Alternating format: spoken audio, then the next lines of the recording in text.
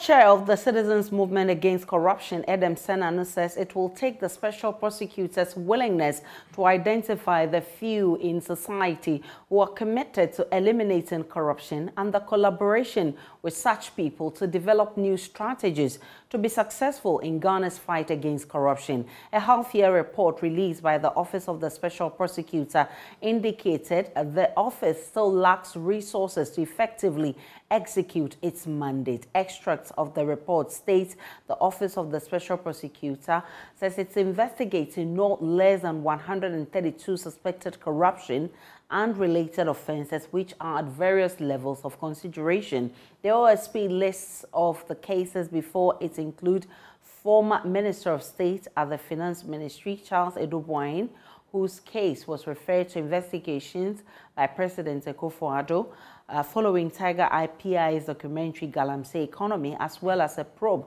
into the estate of the late New Patriotic Party kingpin Kwadwo Obuso-Afriyie, also known as Sir John, which is alleged to contain the controversial bequeathing of portions of state lands at the Chimoto Forest in Accra to his family members. Let's see the progress made so far with these cases. Just on your screens, you can see the excerpts of that half-year report, and it says it has concluded investigations into allegations of the use of public office for profit against Charles Bishu during his tenure as Secretary to the ESWAL Interministerial Committee on Illegal Mining, arising from an investigative documentary by Tiger IPI, investigative journalist Anas Arimaya Anas. Now, the Special Prosecutor, an authorized officer, will issue directives and further action on the matter in due course. Now, on Charles Ibrahim, he says upon referral by President of the Republic in a letter dated November 2022, the office commenced investigations into the corruption allegations in respect of Charles Ibrahim, a former Minister of State at the Ministry of Finance. The allegations are contained in an investigative documentary titled Galamsey Economy, published by Tiger IPI, its investigative journalist Anas Arimaya Anas. Now, there is also an attempt to bribe members of parliament by a wealthy businessman. The office has commenced investigation into those allegations, and it says that the office has triggered a liaison with the Office of the Speaker of Parliament in this regard. There are others on illegal mining. It says that the investigation targets some officials of the Ministry of Lands and Natural Resources and Forestry Commission. It targets activities and expenditure of dissolved Interministerial Committee on Illegal Mining, especially in respect of the seizure and management of excavators, machinery, road vehicles, and gold nuggets. It also further targets the activities of Akonta Mining Limited and other companies, nationals of foreign countries allegedly involved in illegal mining, and allegations of corruption against some municipal and district chief executives. On the issue of the estate of Kwadwo Obuso-Afriyie, also known as Sir John, it says investigation is ongoing in respect of that, following the refusal by the High Court Accra to affirm the freezing order issued by the Special Prosecutor. The office appealed to the Court of Appeal Civil Division for a reversal of the decision of the High Court to facilitate the investigation and the final resolution of the matter. On the Electricity Company of Ghana, it says investigations has commenced, and it's on the termination of distribution loss reduction associated network improvement project contract between the ECG and Beijing Technology.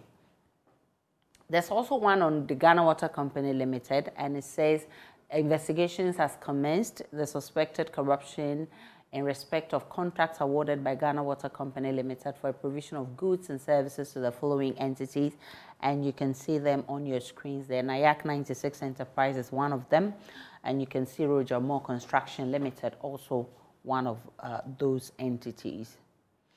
With the issue regarding the former PPA boss, Republic versus Ejenim Boateng, and another, the trial has begun And it says that Mr. J has been charged with 8 counts of using public office for profit and 9 counts of directly and indirectly influencing the procurement process to obtain an unfair advantage in the award of public contracts.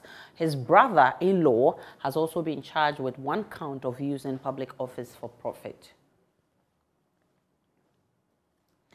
And with the Alexander Kwabena Kantanka issue, he says the trial has begun and it's pending.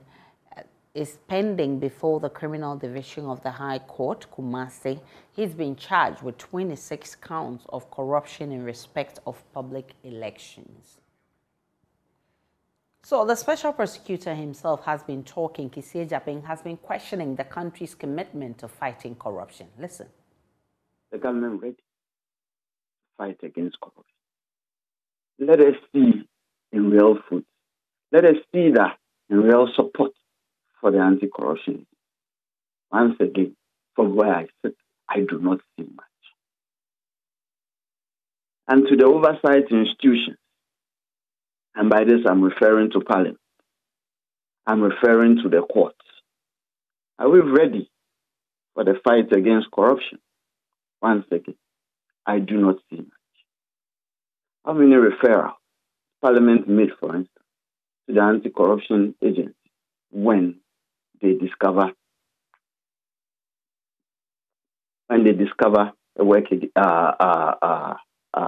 corrupt activity and corruption-related activities around us? I have not seen much. And the courts and fellow lawyers who have been ascended onto the bench. Are we ready for the fight against corruption? Are we helping the anti-corruption agency? Are we partnering the anti-corruption agency? Are we putting the cases right? Or are we engaged once again in our predilection? Or is it our design to frustrate the work of the anti-corruption agency? Are we ready for the fight against corruption? The civil society, are we pushing enough? Are we? Are we calling out people who should be responsible in the fight against corruption well? Are we calling out the government effectively? Are we calling out the oversight institutions effectively? Are we, the civil society sphere, efficiently doing the work in respect of the fight against corruption? We ask ourselves. We should reflect on this. And the citizens, are we ready for the fight against corruption? I do not think so. Well, Adam Senano says what Ghana needs is a collaboration between the OSP and the few who are committed to fighting the menace.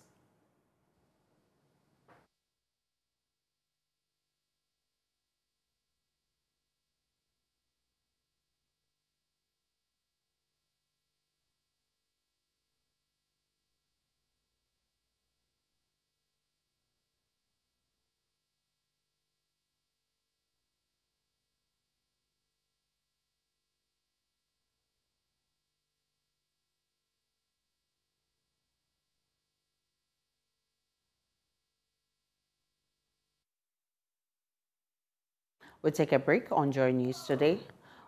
We'll try and bring you that sound back, and we apologize for that break. But before we get to that, the Ministry of Foreign Affairs and Regional Integration has thrown its weight behind some directives issued by the Ghana Airports Company Limited to protect the country and its citizens against an upsurge in COVID-19 cases. According to the Ghana Airport Company Limited, passengers arriving in Ghana from China will be required to undergo mandatory COVID-19 testing on arrival at the Kotoka International Airport at no cost. GACL added that passengers originating their journey from China will be required to present a valid negative COVID-19 PCR test in 48 hours prior to departure from the originating country. Backing this stance in a new press release, the ministry urged the public to take the necessary precautions when traveling to China. It further states that only essential travel should be undertaken until further notice. Since November last year, China has witnessed a surge in cases after the lifting of its more severe restrictions, but the latest official figures appear to show a relatively low number of new daily cases. However, there are concerns these numbers are underestimated due to recent reduction in COVID testing. Government reported only 2,097 new daily cases on Sunday. Epidemiologist Wu Zunyong has said he believes the current spike in infections will run until mid-January, while a second wave will then be triggered by mass travel in January around the week-long Lunar New Year celebrations, which begins on January 21. Millions of people usually travel at this time to spend the holiday with family. He claims a third surge in cases would run from late February to mid-March as people return to work after the holiday. Due to this, a number of countries have announced new entry restrictions on travelers from China, while others, including Italy and Japan, require negative tests on arrival. Some countries attributed the change to China's lack of information on genome sequencing and COVID-19 variants.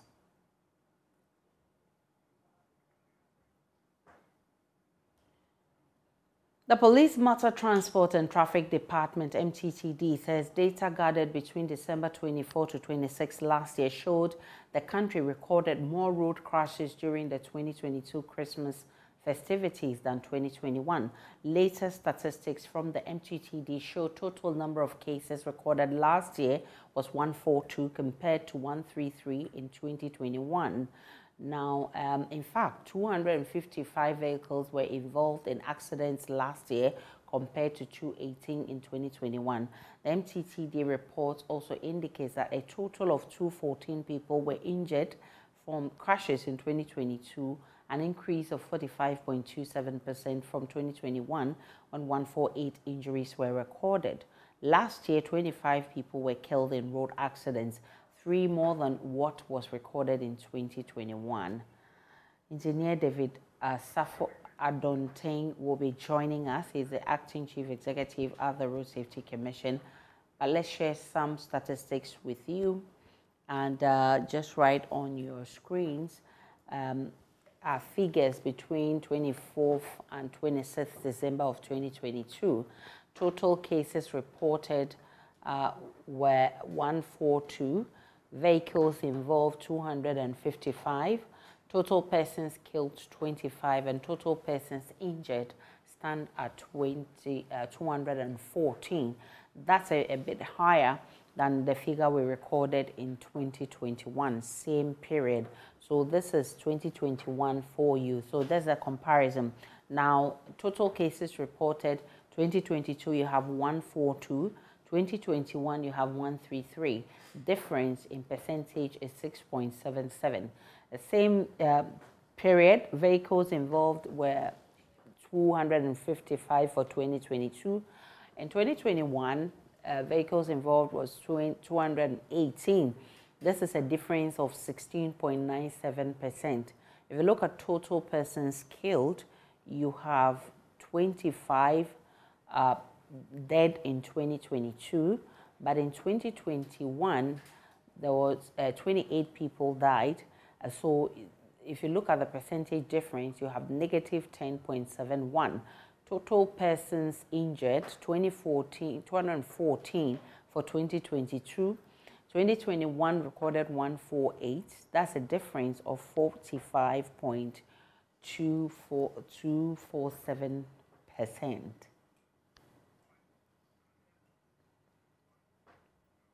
Engineer David Safo Adontain is acting chief executive at the Road Safety Authority. He joins us live with more. Mr. Adontain, the Road Safety prior to Christmas had done a lot of work to reduce the numbers Why didn't that reflect during the festive season? I must say that, first of all, let me thank you all. Good afternoon, and then also a Happy New Year to you personally, to your team, to Joy and every staff out there, and to every Ghanaian. Indeed, I think there has been some positive reflection on the statistics as far as the Christmas figures are concerned. In fact, we have not officially received the figures from the police through the normal channel. But I have seen these figures running around where it's indicating that crashes went up by 6.77%. Vehicles involved in the crashes went up by 16.97%. Injured persons went up by 45.27%. And the persons or pedestrians knocked down also went up by 30%. But very interestingly, persons killed went down by 10.71%. And that is the kind of positive reflection I'm talking about. Because in any case, in terms of crashes, it is very difficult to say you would not have the crashes. But even if the crashes would occur, we should be able to save human lives. And that is the most critical part of road safety management. We do not want people to die, where people may have some slight injuries here and there, which could be treated at the hospitals and the person's discharged. But when you are dead, that is where we need to protect ourselves as best as possible. One critical thing that led to this whole positive reflection in terms of the deaths going down by 10.71% is our strong education enforcement to control speeding. Because speeding in this kind of period, the Easter and the Christmas and so on, have always been our main challenge. How drivers move from their origin to their destination in haste, using, top speed, trying to overtake wrongly. And because of that, some of them are even tired and they wouldn't rest because they want to maximize profit or income as best as possible. Now, we did everything possible. The crashes may occur, but not in as much as will kill as many people as were killed last year and previous years. So I must say our speeding control and then also our efforts to minimize driving tired and also driving under the influence of alcohol, I think these three critical things have seen the number of deaths reducing by 10.71. And I think it's very significant in times like this. Mr. Adotun, your collaboration with other stakeholders, how would you describe that? The police and even the general populace? Perfect. Perfect. Because the media, let me start from you. You took keen interest in sending the message out there across the country to the people. We were very much engaged and on the ground with the transport operators, especially our good friends, the GPRTU, the ProTrack, and all of them. We were highly engaged. We were at the lorry park with them all the time. We spoke of the need for us to collaborate strongly and develop strategies to control our drivers. They were very cooperative. We also had the opportunity to meet the Inspector General of Police, who pledged his full support and to populate the roads and the streets with the police, which we all saw. The police were very visible across the country. And I think this collaboration has gone a very long way. Our strong collaboration with DVLA and the task force to also ensure that vehicles are roadworthy. We must also commend all others, the NGOs and other groups that came in to support the National Road Safety Authority. I think that it is quite refreshing to tell everybody that we have made some significant gains in terms of the deaths. And so I must say that we will not take the credit alone, but it is because of the collaborative effort from all of us and as Ghanaians. I am also sure to say that some drivers and a couple of them also understood the message all the way under the Stay Alive campaign, the Drive Safe campaign, and all that. I think some of them are beginning to realize the need that if we do well, obey the rules and the regulations, and we're listening to the guidelines from the authority and our stakeholders, we can make some meaningful gains in terms of our delivery of service in the transport space. In any case, It protects your investment. Your vehicle is protected. You are protected. And so you can make some more money and be productive as we move along if you really want to protect your vehicle and your interest. And I think it's been very cordial, very cordial. So for this festive season, we saw more police visibility compared to last year. Did that in any way help in getting road users to be disciplined? It did. I have always said that road safety management, it's not done more in the office. It is done on the field. I have always been saying that agronomiform, you go to the ground, see what is happening on the ground, because the people are right there on the ground. They are driving. They are on the street. They are not sleeping. Day, night, afternoon, every time, dawn. They are there, traveling to various destinations within the country and beyond the country. Now, we would not say that education alone can do the thing. No. It is when you have very strong enforcement. And that is why I commend the Inspector General of Police for his support. Because I don't think any policeman rested at home. They were all there, out there. We were seeing them on their motorbikes. They were at intersections. They were running with us with their cameras, and they were arresting and prosecuting. And I think that that level of enforcement that went very high this season has contributed immensely, because visible police, and that is one thing that a driver or a person who is flouting the road traffic law, fears. When they see the police, then they want to behave. And I think that the more we have the police on our streets and our roads, the more it is that we can believe that people will now be law-abiding and stay away from misbehavior in the traffic space.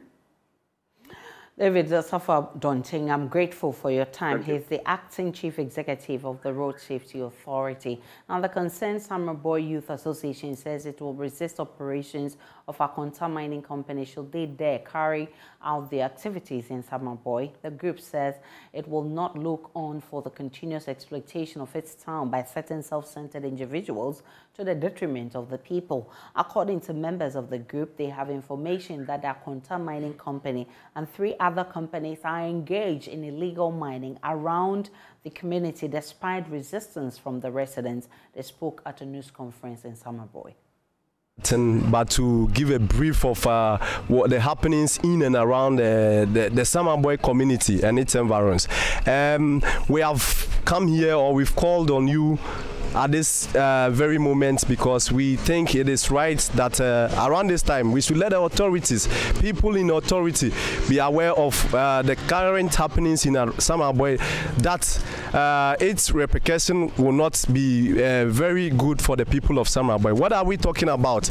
Last year there was an incident that happened here in Summer Boy, that a company that calls itself Akonta Mining Company invaded the Tanonumre forest, which is a forest reserve under the management of Samates Timber and Plywood Company. They invaded and engaged in the forest what we call galamsey, the illegal mining. And the people of Summer Boy are our livelihoods depend on the existence of this company, which is the Samates Timber and Plywood Company. We could not sit and watch aloof whilst they degrade the forest, which is the main source of the raw material for this very company. And so we called on authorities. We expected that people in authority will take a swift response to it and then kept the actions that was ongoing. Electricity is such an essential service. Many societies cannot develop without it. Development in some communities, including Fuveme and the Volta region, has been affected greatly because of so many years of its existence that were not connected to the national grid. MP for Anglo constituency, Richard Kwame Sepe, has extended electricity to the community, and residents are ecstatic. There's more in this report. Imagine your life without electricity. How boring and unproductive. Well, Fuveme in the Volta region has been hammered in the last few years by tidal waves. The community is gradually being washed away, but they've also been lacking joy and electricity. Akoli Simon Peter is a unit committee member and has been living in Fuveme for all its 40 years of existence without electricity. Through the efforts of MP for Anglo Richard Kwame Sepe, he and other members of the community can have access to what some may call basics like iced water and ice cream. Electricity has changed a lot of situation in our life right now. Because formerly, when there is no electricity, we suffer a lot. Some people don't know how we call television. But now when light comes out, a lot of people are seeing movies and everything. Even all the things that go in the country. Some people have not seen the president before. But now when the light comes, they are seeing the president. They don't see the MPs talk in parliament before. But because of electricity, you see how MPs battle in the parliament. So electricity has changed a lot. Some people also buy fridge. We are enjoying ice cream and chill water, and chill drink too. So as for me, I'm very happy. Every day I'm watching movies on TV. Other residents are hopeful that with electricity being extended to the area, they can have entertainment and improve teaching and learning. Initially, there was no light over here. So when we want to charge our phone, we normally go Anyangwi, almost 5 kilometers. So sometimes it takes most of our times. And when we go over there, they charge us. And because we overcrowded for charging, sometimes your phone will not charge well. And sometimes due to that, some of us, our phone got missing. But when, luckily through the MP and Honorable there, now it's reduced our time, their cost, and at the same time, you have changed our life. Because especially like the recently game they have played, when they are playing game like World Cup, other games, some of us, we are very interested on that. So we have to work our way to Anglaga and other communities that have light. But recently when the lights come, some of us, we just enjoy it to the nearby in our house, and it helps us. The MP, Richard Kwame Sefe, explains that he did this with the support of Togbi Afede and is calling for more support to extend electricity to other communities in his constituency. I never thought that a day like this would come where the people of Fuvama will also enjoy electricity, because the place has been cut off as a result of the tidal waves. But thank God, Togbi Afede, the 14th, gave us, with the affected communities, 100,000 Ghana cedis that I decided to use 60,000 out of it to stream light from Atiteti, that's the nearest community, to Fuvama, where we are. And when I started, the people were not sure that it will come to fruition. Here we are. We came to do this about a few months ago, and we want to see the impact assessment. So for many of you who live in metropolitan communities, Accra, Tamale, Kumasi and Takoradi, electricity is not such a big deal for you. But for communities like this, Atiteti, Fuvama in the Volta region, for over 50 years of their existence, they have not had the opportunity to feel and use electricity. Indeed, some of the basic items that you feel are just basic, are a luxury here. This community and its members can now dream, can now see and eat ice cream, because some community members have now fridges in their homes which they use to produce some of these things. And the community members are excited.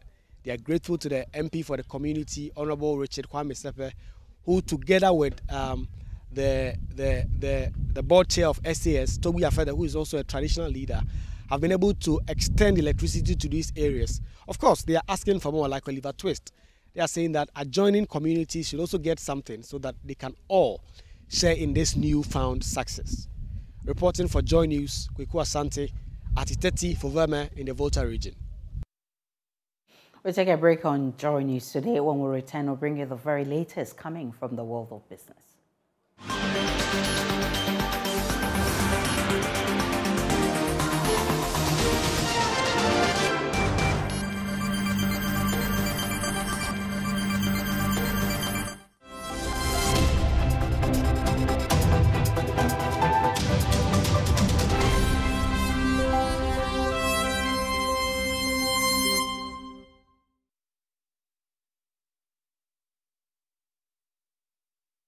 Hello, welcome to the business segment on Joy News today with me, Pius Kojobaka. APSA is projecting a fairly stable Ghana cedi against the US dollar for this year. This was captured in the APSA Bank's 2022 Foreign Exchange Market Report. The report, however, based the projected stability on some conditions. There is more in the following report. APSA Bank in its report noted that Even though the Ghana cedi will still face some challenges this year, its performance against the US dollar will be better than what the country witnessed in 2022. ABSA was optimistic that the cedi stability will be largely influenced by Ghana closing an IMF program in the first quarter of 2023. It however noted that local currency may experience some slight challenges until the current uncertainties around the country's debts are finally resolved. For some analysts, the forecast may bring some comfort to businesses that were initially worried about earlier prediction that the cedi will come under serious pressure against the US dollar again for this year. ABSA in its report also pegged the Ghana cedi's end-of-year depreciation at 40% to the US dollar. Some have also argued that if the cedi should stabilize firmly against the US dollar this year, that could aid in the recovery of Ghana's economy despite prediction of global recession.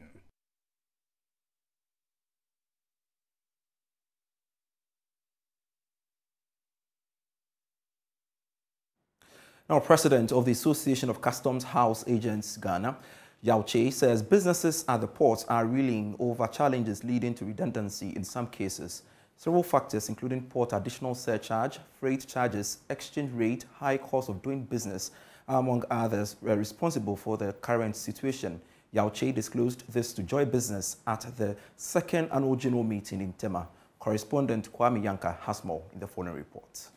Businesses at the port are plagued with numerous challenges, including exchange rate, freight charges, government policies, and a host of others.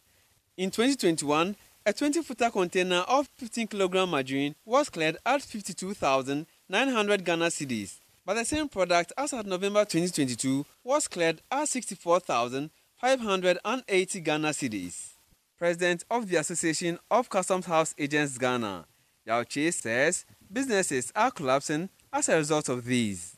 Our jobs execution have gone as low as about 40% because the importers and even the exporters are not bringing the containers as we wish, and the exporters too are also exporting the containers as we wish. So when you come to the terminals, we go to the shipping lines, jobs have gone down so low. Now, when jobs go down so low, it also affects the businesses, the companies who employ these youth to help them earn some living on a daily basis.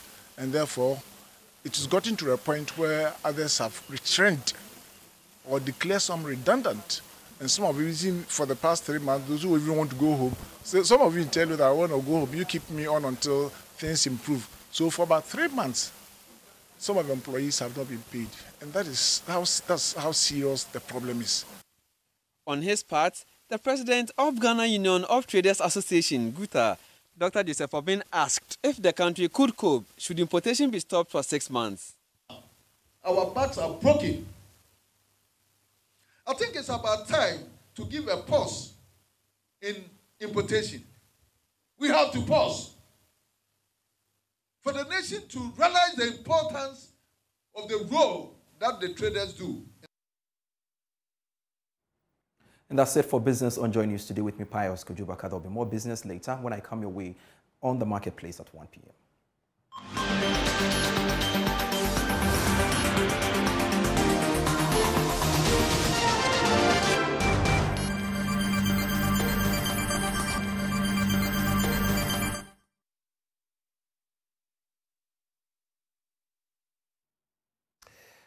The African Cup of Nations Championship will be starting anytime soon. It's just 9 days away, and that's going to lead our stories here on Joy News today with me, Muftau Nabila Abdullahi. And Ghana, the Black Galaxies, they have arrived in Algeria to start preparations for their opening game against Madagascar on January 15. Head coach of the team, Arnold Walker, says he has noticed improvement from his boys following their 2 friendly matches that were played in Egypt.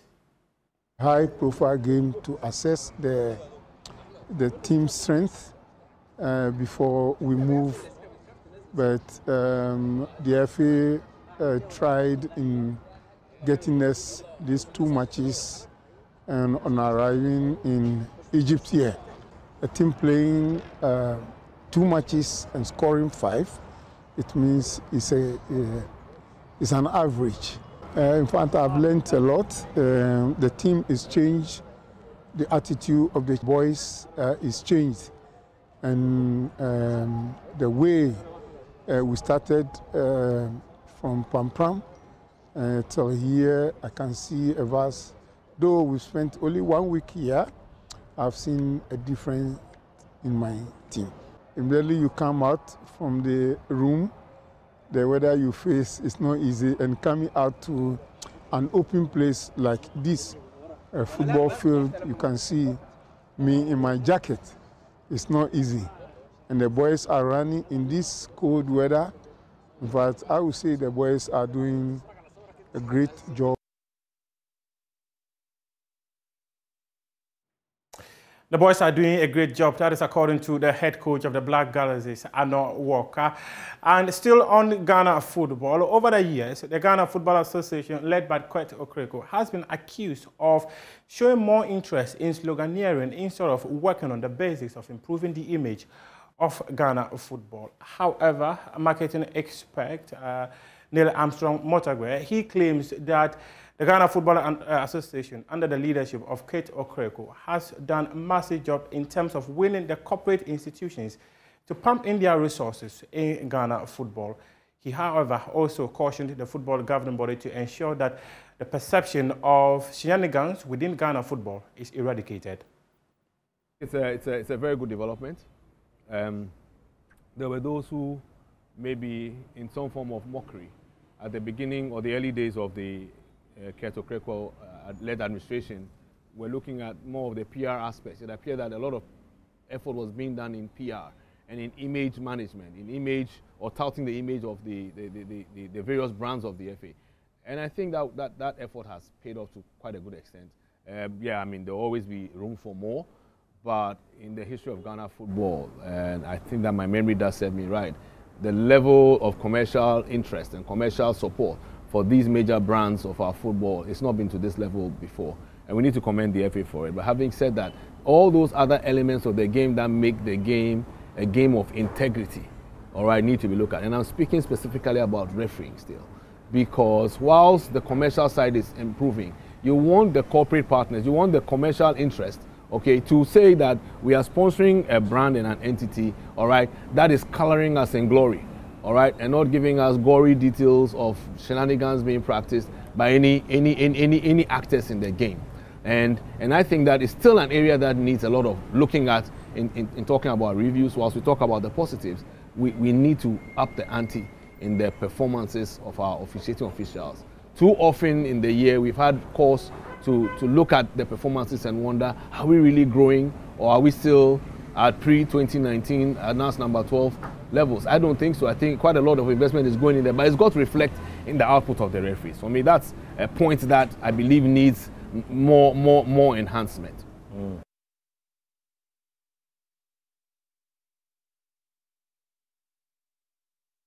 That's your sports for now, but we do have more sports stories on myjoyonline.com. We appreciate your company.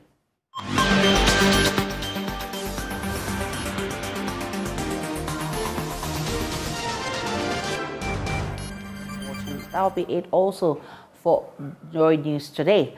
My name is Aisha Ibrahim. Log on to myjoyonline.com. You have more of the news and updates of all the developing stories to enjoy the rest of our programs.